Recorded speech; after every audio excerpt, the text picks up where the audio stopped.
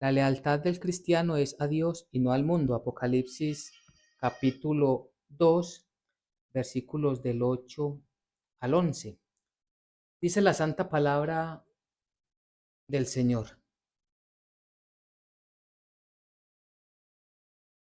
Y escribe al ángel de la iglesia en Esmirna, el primero y el postrero, el que estuvo muerto y vivió, dice esto.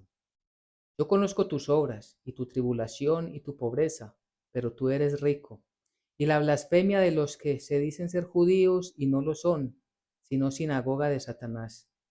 No temas en nada lo que vas a padecer. He aquí, el diablo echará a algunos de vosotros en la cárcel para que seáis probados, y tendréis tribulación por 10 días. Sé fiel hasta la muerte, y yo te daré la corona de la vida. El que tiene oído, oiga lo que el Espíritu dice a las iglesias. El que venciere no sufrirá daño de la segunda muerte. Amén y amén. Venimos hablando entonces de el mensaje a las 7 iglesias del libro de Apocalipsis. Habíamos visto en la reunión anterior el mensaje a la iglesia de Éfeso, una iglesia que trabajaba fuertemente, trabajaba arduamente, duramente para el Señor. Buscaba siempre ser fiel a la palabra del Señor y llevar ese mensaje, vivir para el Señor en obediencia en todas las cosas que hacían. Y el Señor que todo lo sabe, por eso vemos cuando inicia cada una de las cartas, dice, yo conozco tus obras. Él no es indiferente a las cosas que hacemos, ni a las cosas por las que estamos pasando, ni lo que vivimos. Él está presente en cada una de nuestras experiencias de vida. Él está allí con nosotros. Conoce la vida a plenitud de nosotros los creyentes, pero también todo lo que pasa aún con los no creyentes. Y él le reconoce a esta iglesia de Éfeso las cosas que están haciendo bien. Pero hay algo que él les dice para que lo recordemos, pero tengo contra ti que has dejado tu primer amor. Recuerda pues de dónde has caído. Y esto, ¿por qué es importante? Porque esta iglesia había dejado ese primer amor que es esa relación, esa intimidación, esa intimidad con Dios, el tener presente que en todas las cosas, en el día a día, desde el amanecer, en las oraciones y hasta el atardecer y el anochecer, siempre debe estar presente el Señor. Esta iglesia se había dedicado a hacer mucho y hacían bien la tarea, pero se les había olvidado esa comunión permanente, continua con el Señor. Y se habían llenado de mucho conocimiento, de mucho entendimiento, y vivían siempre eh, enseñando, repito, la palabra del Señor, pero por falta de tener esa intimidad con el Señor, de pronto ese mensaje se volvía muy, muy fuerte en la manera de entregarlo. Se les olvidaba que también ese mensaje va con el amor de Dios, sin dejar de lado en ningún momento la verdad, pero siempre llevando ese amor misericordioso del Señor para todos nosotros, ese amor que Él ha demostrado a través de su Hijo para salvación. Entonces, lo primero que encontramos en la carta que leímos a la iglesia en Éfeso. Hoy nos encontramos con la iglesia a Esmirna, la segunda iglesia en el orden que nos plantea y que nos permite tener el Apocalipsis. Esta iglesia Esmirna tenía también sus características y era una iglesia una ciudad. La ciudad se caracterizaba por ser muy comercial y tenía allí dentro de la región como de las más importantes en medicina, en ciencia, en conocimientos. Y era la segunda ciudad más visitada, precisamente por todo aquello que les daba ese reconocimiento. Incluso en aquel momento se decía que era la ciudad más bonita de toda Asia Menor, era la ciudad más hermosa en su arquitectura y en sus conocimientos que tenía, repito, en la ciencia y en la medicina. pero tenía algo también que los caracterizaba, y era que ellos eran muy entregados hasta el punto de la idolatría al imperio romano. Ellos adoraban al imperio romano, es decir, a César. Y por encima de cualquier cosa, ellos hacían lo que fuera necesario para estar bien con el imperio romano. Es decir, que se doblegaban de una manera muy fácil para hacer sus esculturas y demostrar, para manifestar públicamente que ellos adoraban al Dios los romanos le impusieran. No tenían problemas con eso. Y era lo que caracterizaba entonces a esta ciudad. Y es muy importante que lo tengamos presente para que al llegar nosotros y en ese momento que podemos leer la carta, comprendamos lo que estaba pasando con la iglesia, un pequeño grupo de personas creyentes en Jesucristo que vivía en una ciudad grande con estas características. Y entonces lo primero que encontramos es que dice el Señor, y escribe al ángel de la iglesia en Esmirna, el primero y el postrero, el que estuvo muerto y vivió. Cuando la palabra del Señor la encontramos y dice que el primero y el postrero, sabemos y lo hemos visto también al inicio del estudio del Apocalipsis, lo que significa el primero y el postrero. Es un título que identifica plenamente y exclusivamente al Dios Todopoderoso, a Yahvé, al Dios de los ejércitos. Esto lo encontramos en Isaías 44:6. Y es importante porque para un israelita, cuando se decía yo soy el primero y el último, yo soy el primero y el postrero, rápidamente sabían que estaban hablando del Dios de ellos. Así dice el Dios Rey de Israel, o así dice el Señor Rey Dios de Israel y su Redentor, Dios de los ejércitos. Yo soy el primero y yo soy el postrero, y fuera de mí no hay Dios. Entonces, cuando escribe esta carta Juan y la remite a estas iglesias, porque las cartas pasaban por todas las iglesias, recordemos que las 7 iglesias significa la iglesia completa de Jesucristo, estamos llamados a leer, a escuchar, a atender y a obedecer estas cartas. Entonces, cuando estas cartas era leída y ellos lo reciben, ellos sabían que estaban hablando del Dios de Israel.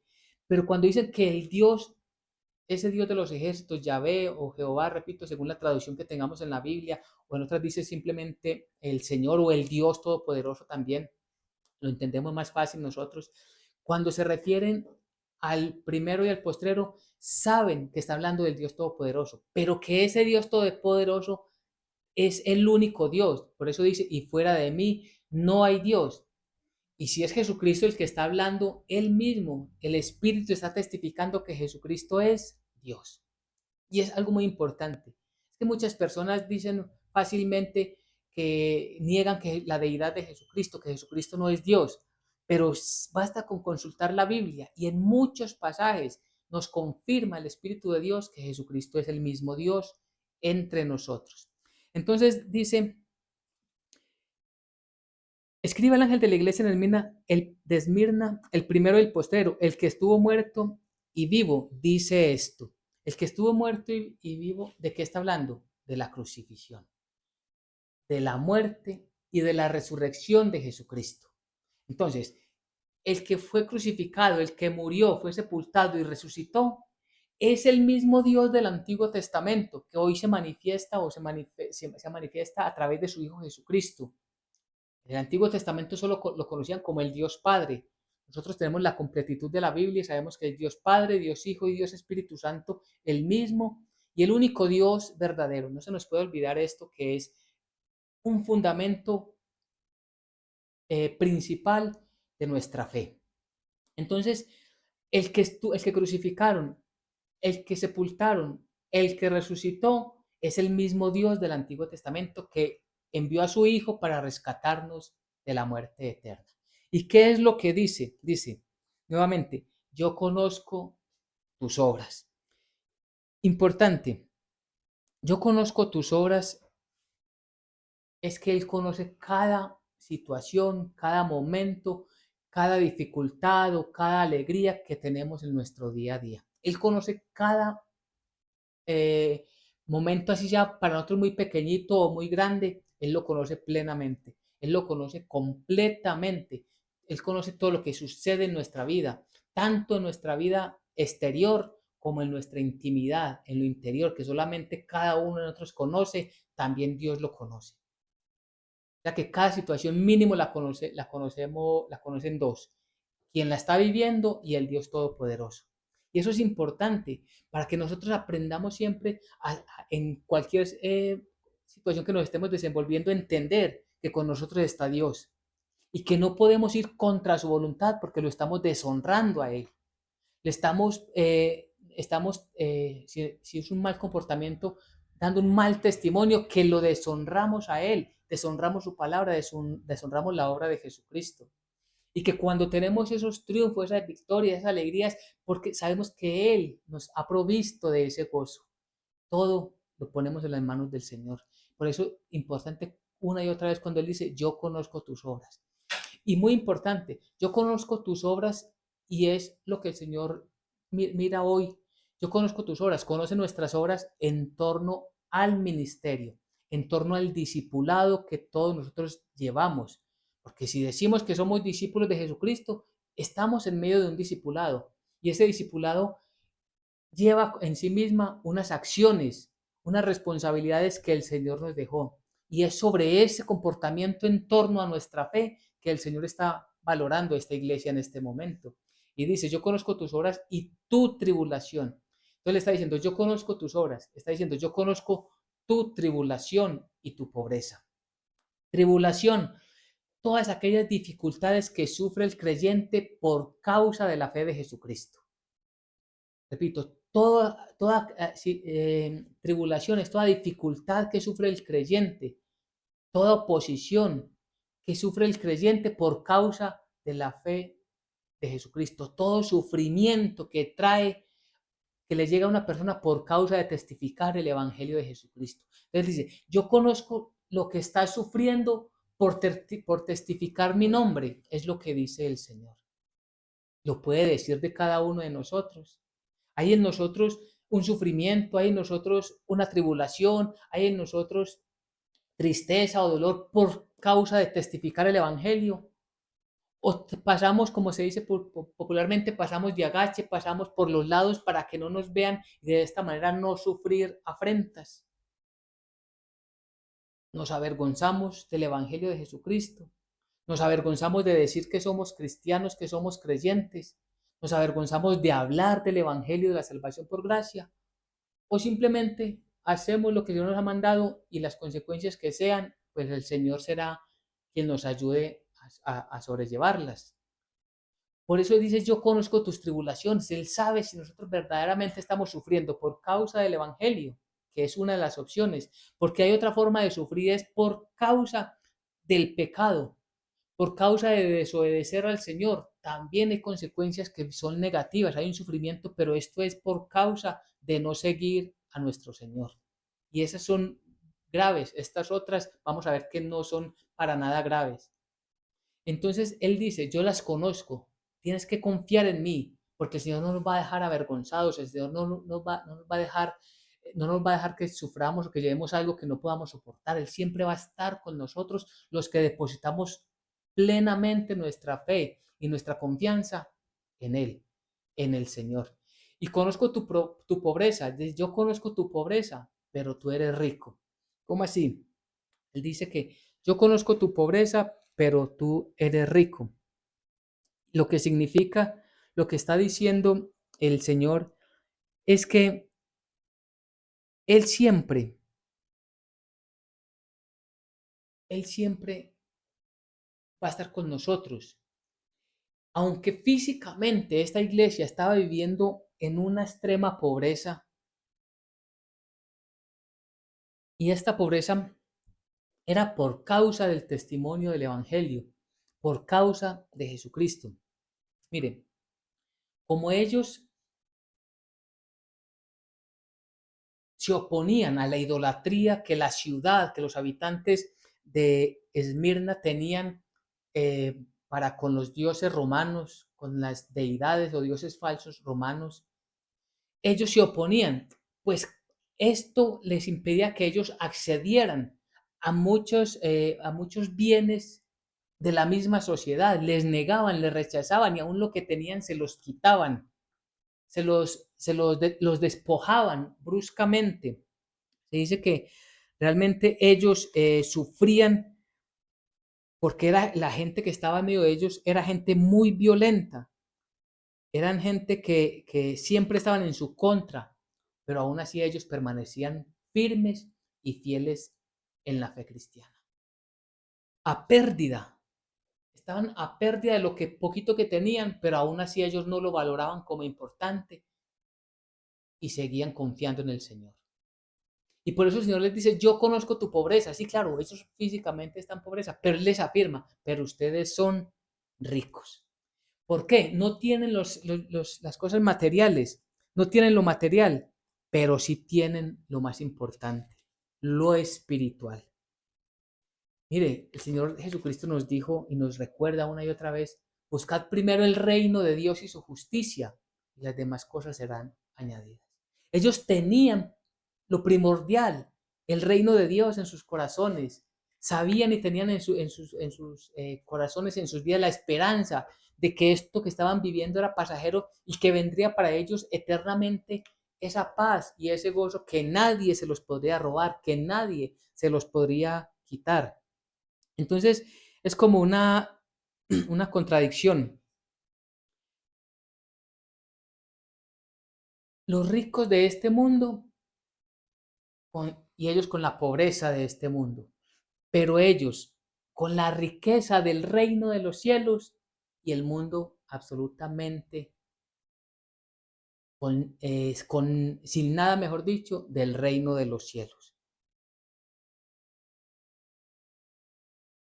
Esa sobreabundancia espiritual en la fe de Jesucristo, esa sobreabundancia en los dones que el Señor da a los creyentes, en nada se puede comparar con las riquezas de este mundo.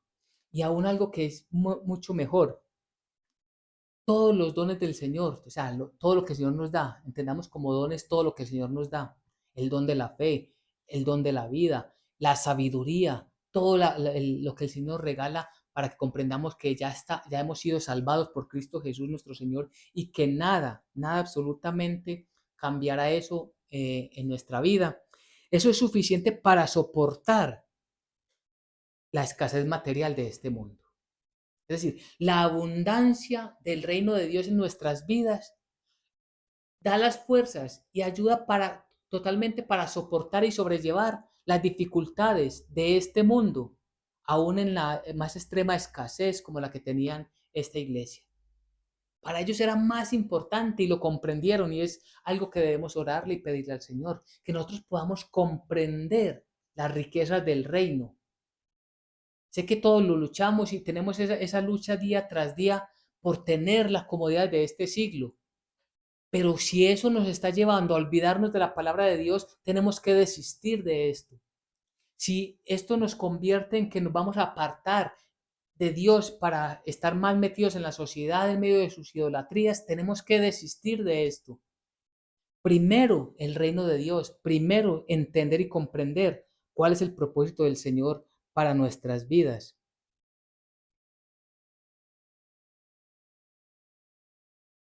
Ellos en ningún momento, la iglesia de Esmirna, jamás participaron de las idolatrías que tenía esta ciudad. Y repito, ellos antes las combatían con toda la firmeza que debe tener un cristiano en su fe. Eran fieles. Y es que es algo que es muy importante. Mire, una persona que de palabra dice yo soy creyente, pero no se esfuerza en vivir esa fe, esa persona no va a sufrir por el Evangelio, porque está totalmente engañada por el maligno y le hace sentir esa comodidad. No hay problema, yo estoy bien, yo creo en el Señor, pero no necesito mostrarlo ni enseñárselo a nadie.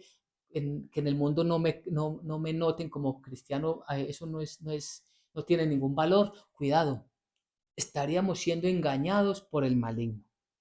Entonces, a mayor fidelidad, va a ser mayor la prueba.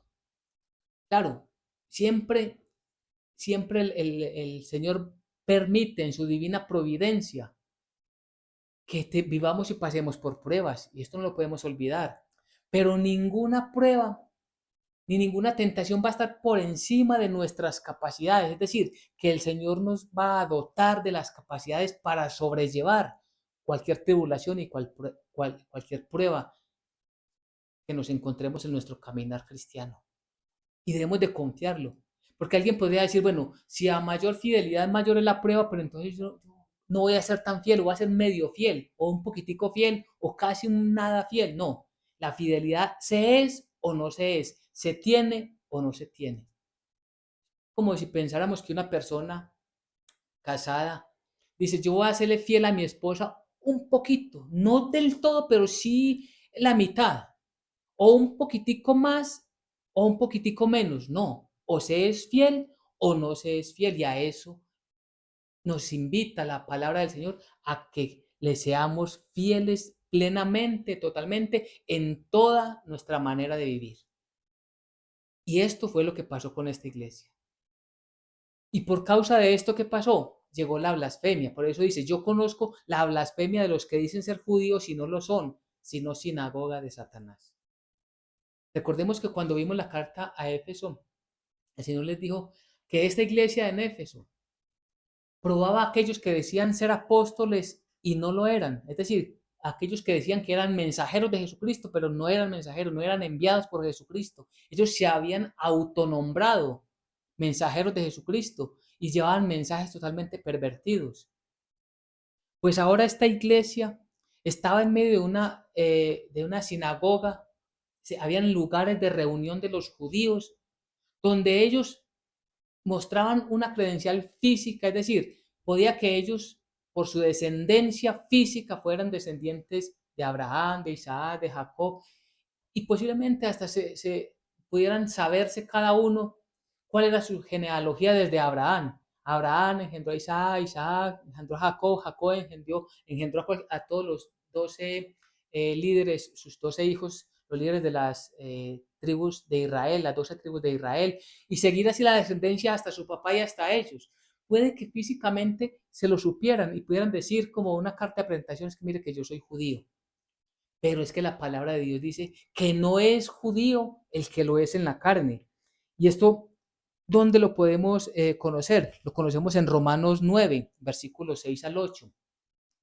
Vemos que allí Pablo les está diciendo que no es por ser descendiente en la carne que se es judío. No que la palabra de Dios haya fallado, porque no todos los que descienden de Israel son israelitas, ni por ser descendiente de Abraham son todos hijos, sino en Isaac te será llamada descendencia. Esto es, no los que son hijos según la carne son los hijos de Dios, sino que los que son hijos según la promesa son contados como descendencia. Entonces, ¿a qué se refiere la promesa? Los que estamos basados por fe. Somos descendientes de Abraham, pero por la fe que él tuvo. Él vivió por fe, nosotros vivimos por fe. No por la descendencia en la carne, no porque nuestro padre, nuestro abuelo, nuestro bisabuelo, y de ahí una genealogía ascendente nos muestre que nosotros nacimos de la descendencia de Abraham. No, lo que está diciendo es que nosotros espiritualmente creemos como creyó Abraham a Dios. Creyó Abraham a Dios y le fue tomado por justicia. Nosotros le creemos a Dios y eso se nos ha extendido por justicia, porque creemos que en Cristo Jesús hemos sido justificados. Entonces, eso es lo que estaba sucediendo en aquella iglesia. Habían muchos que decían ser judíos, pero estaban en contra de la voluntad de Dios. ¿Y por qué estaban en contra de la voluntad de Dios? Porque estaban atacando a la iglesia de Jesucristo. Es que muchos atacan la iglesia de Jesucristo y piensan que le están prestando un servicio al Señor, pero realmente, tristemente, muchos por desconocimiento de la palabra, o otros aún con conocimiento, se resisten a la verdad del Evangelio y no son sino sinagoga de Satanás. Y de esto tenemos que estar prevenidos, porque no se van a acabar estas sinagogas, no se van a acabar estas reuniones donde se blasfema el nombre del Señor y donde se preparan las artimañas para atacar la iglesia de Jesucristo. Y por causa de ellos puede que nosotros suframos algunas consecuencias, pero recordemos, el Señor siempre estará con nosotros. El Señor nunca nos va a dejar. Él siempre va a mostrar en nosotros su apoyo. Vamos a recibir del Señor su apoyo. Vamos a tener de Él siempre esa ayuda que infaltablemente tendremos. Y confiémoslo, infaltablemente tendremos siempre nosotros la presencia y la ayuda de nuestro Señor. ¿Y qué es lo que pasa entonces? Esta iglesia, por causa de serle fiel al Señor, está en contra de los que le son fieles a Roma. Es decir, Esmirna se caracterizaba por la fidelidad y la lealtad al imperio romano. La iglesia se caracterizaba por la lealtad y la fidelidad a Dios. Nuevamente, analicémoslo, recibámoslo, reposemos ese mensaje en nuestros corazones. La ciudad, la gran mayoría de la ciudad, las personas que habitaban allí, eran todos, en su gran mayoría, le mostraban fidelidad y lealtad a Roma, al imperio romano, a César. Esta pequeña comunidad, la iglesia de Jesucristo que estaba allí, le mostraba lealtad no a Roma, no a César, no a los hombres, no a la sociedad, a Dios. Eso le traía problemas, pero eso para ellos era el gozo más pleno. Y allí, si lo entendemos, debemos de orarle y trabajar en eso para que nosotros podamos ser fieles al Señor, aún en medio de la gran mayoría en contra. Muchos decimos ser cristianos, pero tristemente no todos somos verdaderamente cristianos. Muchos decimos ser creyentes, pero no todos, tristemente no todos somos los creyentes. Hay muchos que son creyentes nominales porque se inscriben en una comunidad, una iglesia y hacen presencia física sentados en una silla sin falta, pero su corazón lejos y apartados del Señor. Dios es el que sabe la plenitud, como vimos ahora. Él conoce cada persona, lo íntimo, lo más secreto de cada persona. Él sabe quiénes son. Pero nosotros también nos damos cuenta porque el Señor dijo, por sus obras, por sus hechos los conoceréis. Dicen de labios, pero hacen otra cosa. Entonces ellos mismos van manifestándose a qué grupo pertenecen, aunque lleven 5, 10, 15 años sentados en la misma silla. Debemos entender nosotros que la fidelidad se la debemos al Señor, al Dios único y verdadero, al Dios todopoderoso. Dice el versículo 10, dice, no temáis en nada lo que vas a padecer. He aquí, el diablo echará a alguno de vosotros en la cárcel para que seáis probados y tendréis tribulación por 10 días. Sé fiel hasta la muerte y yo te daré la corona de la vida. Entonces, a una iglesia que es fiel, que viene en muchas dificultades, el Señor le avisa de antemano lo que va a pasar, pero primero le dice, no temas. No temas es que confía en mí. No temas es que no te dejaré solo, dice el Señor. No temas es que siempre voy a estar contigo. No temas. ¿Recuerdas lo que te dije al principio? Yo soy el que estuve muerto y ahora vivo. Y ahí está diciendo un mensaje grande, porque el Señor Jesucristo nos decía, no teman al que les puede quitar la vida y no más. Claro, pues por causa del Evangelio muchas personas han sufrido y todavía sufren. Quizás en nuestra cultura hoy no escuchamos noticias que mataron a una persona, que mataron a una familia entera o que asesinaron a todos los miembros de una comunidad cristiana por causa de su fe. Quizás en nuestra sociedad y en nuestro entorno no lo escuchemos, pero en este momento en países como Irak, por ejemplo, el mismo Egipto, Siria, matan familias enteras, comunidades cristianas enteras por causa del Evangelio. Y esto va a seguir aumentando por causa de que los que nos atrevamos a testificar y a no doblegarnos ante ninguna deidad, ningún Dios falso, ante ninguna creencia de la sociedad, sino permanecer fieles, vamos a tener dificultades, vamos a ser confrontados y muchos hasta la muerte, como dice este pasaje. No temas en nada lo que vas a padecer. Entonces les está anunciando que va a haber un padecimiento. He aquí, el diablo echará a alguno de vosotros en la cárcel para que seáis probados. Entonces, recordemos algo. ¿Quién lo va a hacer? Lo va a hacer el diablo.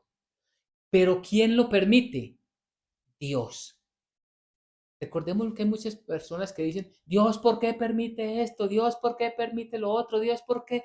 Dios es soberano en todo lo que hace. Y en su divina providencia, Él permite cosas que no nos gustan, permiten cosas malas que sucedan. Y está dentro de su plan y dominio y control que tiene de todas las cosas. Y esto tiene un propósito, dice, para que seáis probados. No para Dios adquirir conocimiento, Dios lo sabe todo. No es que Dios dice, bueno, voy a probar a esta iglesia a ver si verdaderamente sí me van a ser fieles. No, Él sabe qué va a pasar con la prueba, dentro de la prueba y después de la prueba de esta persona o esta familia o esta congregación que es llevada a tribulación. No es para él tener conocimiento, sino para que ellos mismos aprendan de aquella situación, formen un carácter más firme y fiel al Señor. Y los que están en su entorno se den cuenta y digan, este verdaderamente es un creyente. Recordemos que Jesucristo, hablando con Pedro, le dijo que el diablo lo había pedido para zarandearlo. Si miramos, por ejemplo, Lucas 22, capítulo 22, versículos 31 y 32. Allí encontramos cuando el Señor Jesucristo le avisa también a Simón Pedro. Dijo también el Señor, Simón, Simón, he aquí Satanás os ha pedido para zarandearos como a trigo, pero yo he rogado por ti, que tu fe no falte, y tú, una vez vuelto, confirma a tus hermanos. Es decir, todo esto, el diablo no lo hace simplemente porque él quiere dañarlos. Todo está bajo la soberanía de Dios. Como nosotros le pertenecemos a Dios, el Señor no nos va a dejar más allá de lo que Él ha dejado que suceda para formar en nosotros un carácter. Miremos con Pedro. Para zarandearlos, ¿qué significaba? ¿Qué buscaba? Zarandearlos era, recuerda que dice como el trigo, es decir, echar por tierra su fe. Cuando pasan el trigo, lo que cae a tierra es lo que nos sirve. Queda en el sedazo, queda lo que es el grano que es bueno. Pues lo que buscaba el diablo era echar por tierra la fe, que no quedara sirviendo nada de la creencia de ellos en los discípulos. Pero por eso dice que el Señor mismo había rogado por él, para que cuando pasara esto, Pedro iba a aprender amargamente, porque el contexto en el cual está este pasaje es Cristo Jesús anunciando que Pedro le negaría 3 veces. Pero después de esa negación, él llora amargamente y se da cuenta cómo ha traicionado a su Señor. Pero ahí él es también reconfortado por el mismo Señor. El Señor lo había anunciado, el Señor se lo había dicho, pero el Señor mismo le da esas fuerzas. Y es lo mismo que está diciendo el mensaje para la iglesia en Esmirna. No temas en nada lo que vas a padecer. He aquí, el diablo echará a algunos de vosotros en la cárcel para que seáis probados y tengáis tribulación por 10 días. Es decir, también van a sufrir tribulación en manos del enemigo, pero siempre con la supervisión del Dios Todopoderoso. Recordemos cuando Job, la misma situación, el diablo le pide permiso a Dios para zarandear, para hacerle daño a Job. Y él le dice, toma todo menos su vida. Es decir, tiene unos límites. El diablo tiene unos límites. y el límite que le puso para que no dañaran a Job hasta el extremo de quitarle la vida, o a Pedro, o a esta iglesia, o a nosotros, todo tiene un límite. El Señor sabe de nuestras capacidades, sabe de nuestras limitaciones y ninguno de nosotros va a estar en algo que no podamos soportar. Repito, lo importante es que nuestra fe y nuestra confianza esté plenamente en el Señor. Entonces dice que van a sufrir tribulación, van a ser encarcelados por 10 días. Es importante el número 10. Hemos hablado varias veces acerca de lo que significan los números. 10 significa cumplimiento pleno, es decir, hasta que se cumpla plenamente lo que el Señor ha permitido, de tal forma que la iglesia sea aprobada y demuestre delante de los ojos de muchas personas que ellos pertenecen a la iglesia de Jesucristo. Ese es el tiempo que el Señor había determinado para esta iglesia. ¿Cuánto es el tiempo para nosotros? Solo el Señor lo conoce. Debemos orarle y clamar al Señor que de nosotros tenga misericordia y que nos dé la fuerza y el entendimiento, la capacidad para que en medio de la tribulación nos acordemos que debemos en cualquier situación honrarlo a Él por encima de nuestro propio bienestar. Y a eso debemos nosotros orarle, trabajar delante del Señor. Pero ¿qué les dice el Señor? Sé fiel hasta la muerte y yo te daré la corona de la vida. Sé fiel hasta la muerte. Y es algo bien importante. Aquel que murió y vive significa que tiene el gobierno sobre la muerte y sobre la vida. Sobre la vida y sobre la muerte. Él tiene las llaves, él tiene el poder. Es decir, deposítese en mí, dice el Señor, deposite su confianza plena en mí, que yo resiste aún hasta la muerte, resiste hasta el extremo, que yo te daré la corona de la vida. Y esa corona de la vida es que la corona es ese gozo pleno, es esa victoria que el Señor nos da a los que confiamos en Él. Porque esa palabra corona también tiene el sentido de gobierno, pero en este contexto no es que nosotros vamos a gobernar, aunque el Apocalipsis sí habla unas coronas de aquellos que han de gobernar. ¿Quiénes son? El Señor solo lo sabe. Él dará el gobierno de muchos pueblos, de muchas ciudades, de muchas naciones, a diferentes personas de todos los tiempos. Eso lo sabe el Señor. Pero lo que nosotros sabemos es que nosotros tendremos una corona que nadie nos quitará. Ese gozo de saber que nosotros en Cristo Jesús tenemos la plenitud de la victoria. Somos completamente vencedores en Cristo Jesús. Confiemos en Él, entreguemos nuestra vida al Señor, que solo en Él hay salvación. Y vemos como en todo las cartas, el que tiene oído oiga lo que el Espíritu dice a las iglesias. El mensaje es para todas las iglesias, es decir, todos los mensajes para todas las iglesias o todos los mensajes para la iglesia, porque somos una sola iglesia, la de Jesucristo. En aquel tiempo habían una iglesia, es decir, una iglesia que estaba allí en Éfeso, otra que estaba en Esmirna, en Pérgamo, en Tiatira, en Sardis, en Filadelfia, en la Odisea, en cada una de esas iglesias.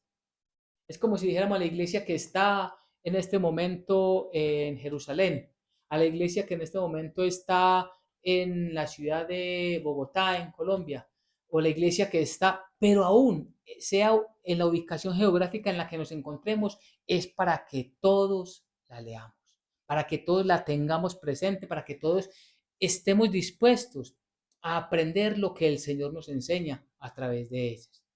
El que tiene oído oiga, es decir, preste atención y hágase el plan de trabajo, propóngase cumplir lo que el Señor dice. Oiga lo que el Espíritu dice a las iglesias. El que venciere no sufrirá daño de la segunda muerte.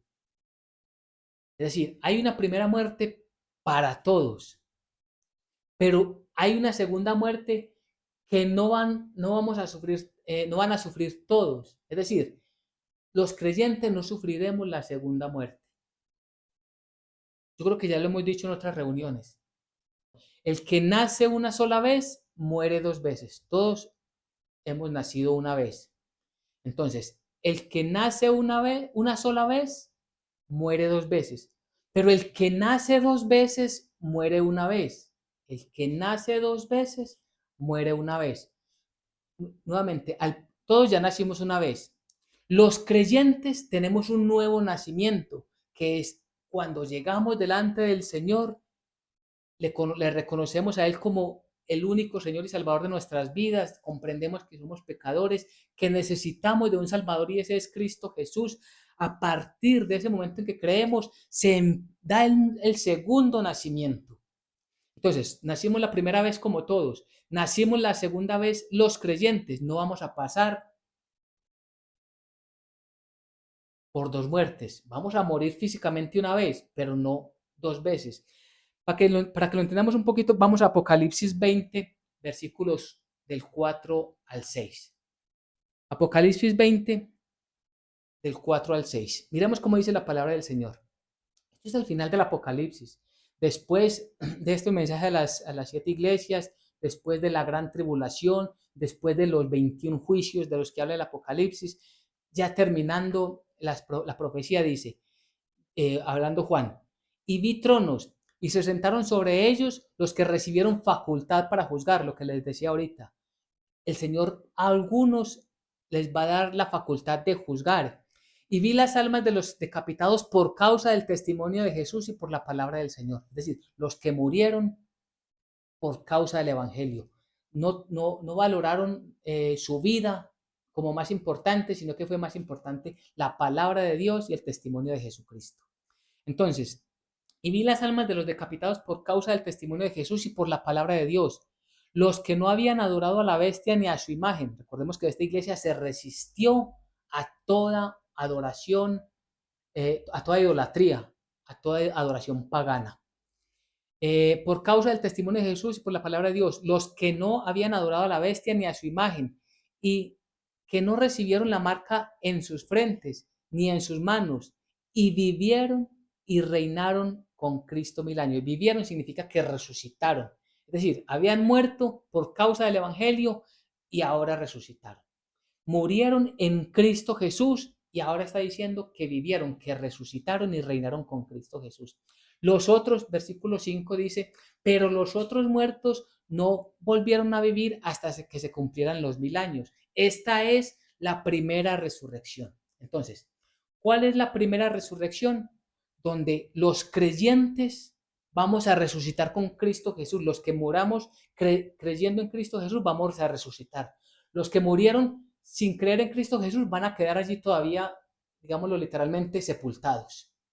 Nosotros creyentes vamos a resucitar y ellos van a quedar allí. Nosotros estaremos con Cristo Jesús y dice la palabra de Dios que habrá un reino milenial, es decir, Cristo Jesús vendrá a esta tierra a reinar por 1000 años. Después de esos 1000 años, entonces ya vendrán los juicios. Dice el versículo 6.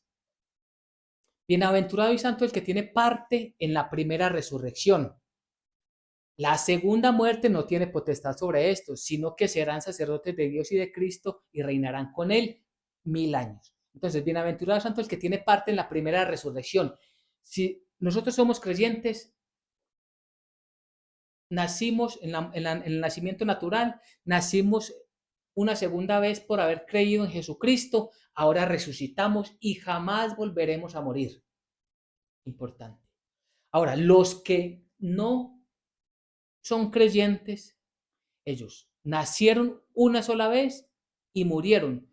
Todavía no han vuelto a resucitar. Van a resucitar, va a haber un segundo periodo donde van a haber personas que resuciten, pero ya estos van a resucitar ¿para qué? Para juicio y castigo eterno, que es la segunda muerte. Esto con la ayuda del Señor lo vamos a ver con mayor amplitud en otro momento. Pero es importante porque cuando volvemos a la carta a Esmirna dice, el que tiene oídos oiga lo que el Espíritu dice a las iglesias. El que venciere no sufrirá daño de la segunda muerte. Es decir, si morimos en Cristo Jesús, vamos a resucitar y no vamos a sufrir la segunda muerte. Los que mueran sin creer en Cristo Jesús, después del milenio, van a resucitar para ser juzgados y morir por segunda vez. Pero esta muerte de la que habla no es que desaparezcan, sino que se refiere a aquel sufrimiento eterno, se refiere a aquel momento que van a sufrir, o más bien no digamos momento, sino que van a ser enviados al lago de fuego y azufre, donde van a tener y van a experimentar, van a sufrir eternamente. Y esa es la gran diferencia. Por eso el gozo del cristiano es que estos sufrimientos son pasajeros. No sé cuántos años, 20 años, 30 años, 40 años, 50 años, al máximo 80 años.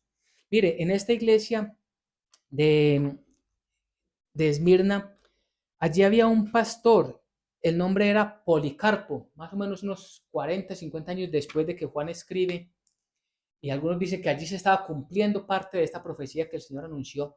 Este hombre era de avanzada edad, era más o menos de 80 años, por causa de no postrarse para adorar a estas imágenes romanas. Dicen historiadores no bíblicos, historiadores, digamos, del mundo natural, historiadores de aquel tiempo, que este hombre fue sepultado vivo por causa de que él valoró más la fe en Jesucristo, el buen testimonio, que su propia vida. Y permitió ese sufrimiento, ese dolor que demasiado cruel lo soportaba, pero sabría que vendría ese gozo eterno del que nos habla la palabra del Señor. Entonces, para que vamos cerrando, para que vamos poniendo todo en un orden, nuestra lealtad debe estar para nuestro Señor, para nuestro Dios. Nuestra vida debe estar para nuestro Señor, para nuestro Dios. Que sepamos, que cada uno de nosotros comprendamos que es para el Señor que debemos hacer todas las cosas en el día a día, que debemos de verificar nuestra vida, si nosotros verdaderamente buscamos honrar a nuestro Señor o queremos estar en bien dentro de la sociedad, agradar a la sociedad, agradar al político o al gobernante de turno, agradar al vecino, agradar incluso a nuestra familia por encima de Dios. Entonces tenemos problemas, dificultades con nuestro Dios. Pero si no valoramos eso y eso lo dejamos a un lado y primero está la gloria de nuestro Dios, la honra de nuestro Dios, el evangelio de nuestro Dios, el buen testimonio que debemos a nuestro Señor, entonces estamos haciendo bien, llevando bien nuestra vida en ese discipulado al cual el Señor nos ha llamado. Recordemos que muchos, y no solamente lo acabamos de leer, lo leímos la semana pasada y algo otras reuniones atrás, aquellos que murieron por el testimonio de Jesucristo y por la palabra del Señor. No se nos puede olvidar eso. Nosotros debemos de llevar en nuestra vida siempre el testimonio de Jesucristo y la palabra de Dios a donde quiera que vayamos. Como si fuéramos a salir de viaje cada día. Entonces organizamos una maleta, la ropa que necesitamos, lo que nos vamos a poner, lo que necesitamos para la tarde, lo que necesitamos para la noche. Pues lo primero que debemos de llevar en nuestro corazón es el testimonio de Jesucristo y la palabra de Dios para mostrarlo, para lucirlo en cualquier momento del día a día. Mejor dicho, en todo momento del día a día. Es allí donde debemos estar nosotros preparando nuestro corazón. Y que cuando lleguen esas tribulaciones, esas dificultades, primero, que sean por causa del Evangelio, que no sea por causa de pecado, que no sean las tribulaciones por causa de que estamos viviendo en desobediencia a la palabra del Señor, sino que por causa de vivir en el testimonio de Jesucristo y en la palabra del Señor, entonces eran tribulaciones. Sepamos que algo mucho mejor nos espera. Que podríamos en esta tierra cambiar esas tribulaciones doblegándonos ante las idolatrías de este siglo. Sí, pero mejor nosotros conservamos intacta nuestra fe, así suframos en este tiempo y tengamos firmes nuestra fe, nuestra creencia de que algo mucho mejor nos espera. La corona de vida es una promesa viva, efectiva de nuestro Señor para todos nosotros, los creyentes. Entonces allí debemos de encaminar siempre nuestras vidas. Sepamos que todo está bajo el control, la soberanía y el dominio de Dios. Nada sucede sin la autorización de Dios, aunque sean cosas desagradables o cosas malas que suceden en este mundo. Pero aún el Señor tiene el control de todas aquellas situaciones. Y a nosotros nos corresponde vivir siempre haciendo su voluntad y honrándolo a Él, teniendo en cuenta que la lealtad del cristiano es a Dios y no al mundo. Amén y amén.